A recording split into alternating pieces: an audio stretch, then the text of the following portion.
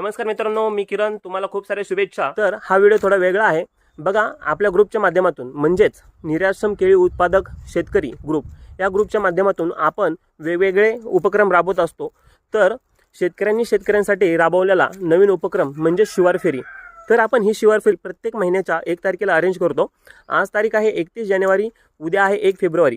तर उद्याची शिवार फेरी ही आपली टेंभुर्णीतच असणार आहे, MK देशमुख सर यांच्या फार्मवरती. तर मी शेतकऱ्यांना इन्व्हाइट करतो. जे पण तरुण शेतकरी आहेत त्यांनी लक्षात घ्यावं. खूप चांगल्या पद्धतीचं काम चालू आहे. मी तुम्हाला खास इन्व्हाइट करतोय, कारण की आपलं वय जेवढं आहे त्या वया एवढा किंबहुना जास्त अनुभव असणारे आपल्याला इथे प्रगतशील शेतकऱ्यांबरोबर चर्चा करायला मिळेल.